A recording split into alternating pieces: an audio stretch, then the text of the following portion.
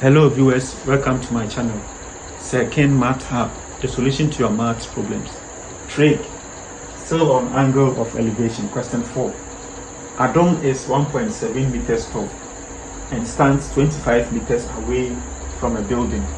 If the angle of elevation to the top of the building is 55 degrees, how tall is the building?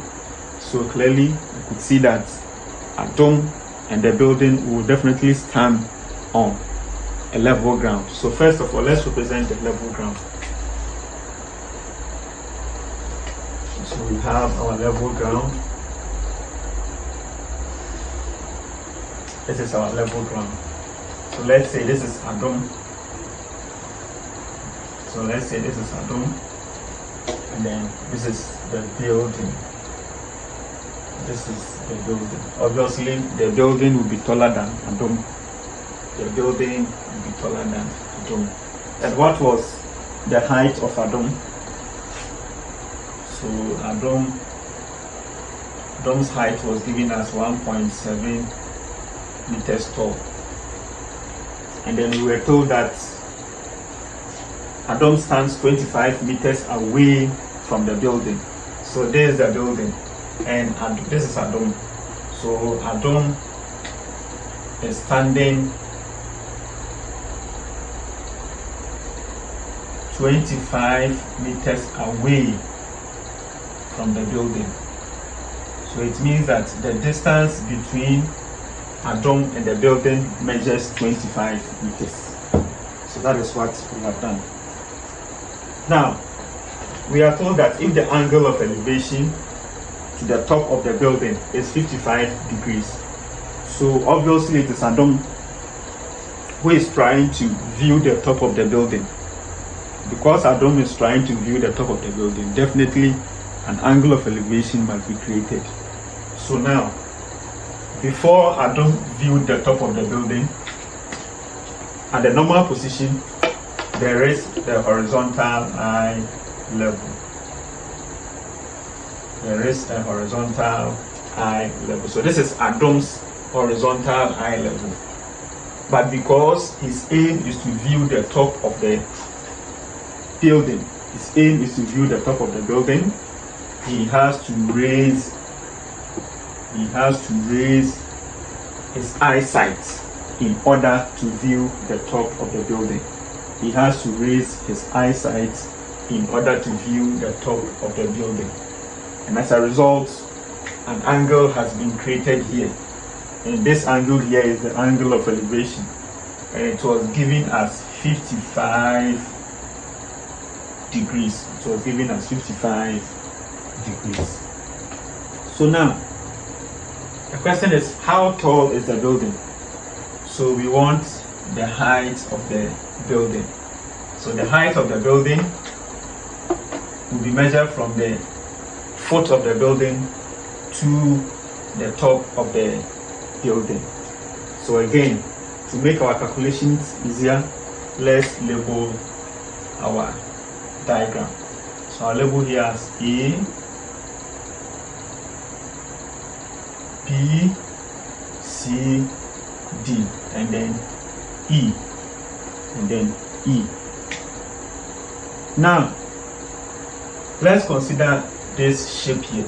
You see that this shape is in the form of a right angle triangle.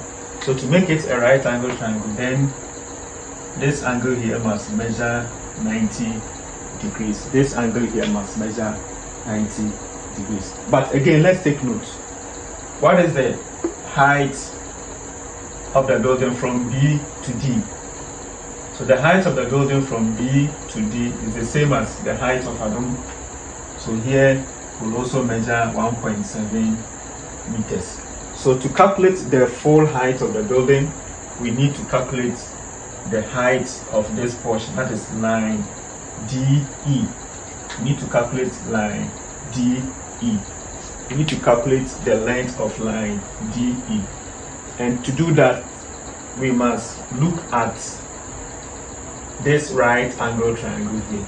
So how do we name this right angle triangle here? So from, I'm naming this triangle CDE. So from triangle CDE. So that is the right angle triangle. We know the angle here.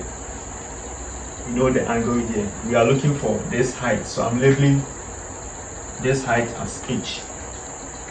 So now, what is the length here? What should be the length here? So the length here is also 25 meters, as you can see. So the length here will also measure 25 meters.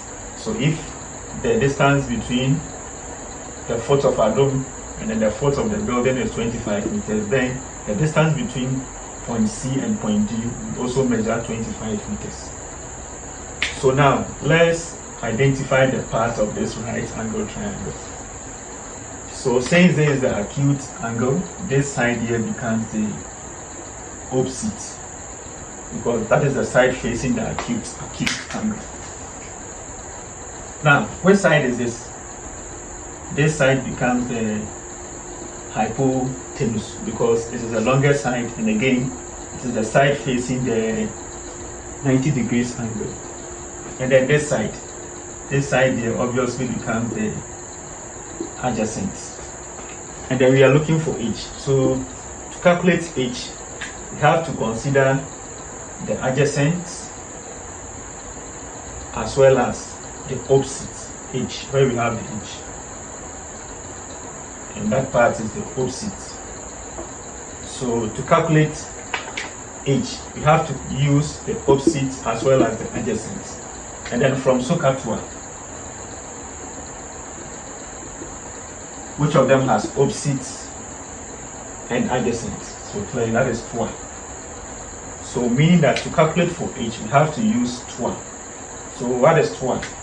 TOA means that the tan of the acute angle, which is 55, is equal to the length of the opposite. So it has been represented as h over the length of the adjacent. The adjacent here measures 25 meters. And then tan 55 is the same as tan 55 on 1. You can then do the cross multiplication. So 25 times tan 55. That should give us 25 tan 55. And then 1 times h. That should give us h. So what is 25 tan 55? From our calculator, 25 tan 55.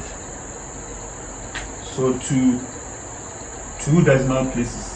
That is giving me 35.70. So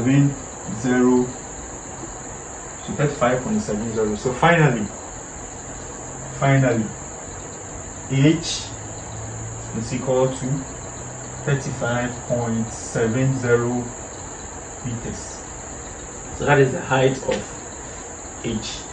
But our main goal here is to calculate the height of the building. So as we said, the height of the building will be measured from the foot of the building to the top of the building. Now, from B to D, the measurement is what? 1.7. So now the height of the building.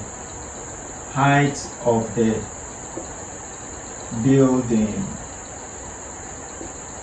that will be the height here from B to D, which is 1.7 meters, plus the distance from point D to E, which is also h.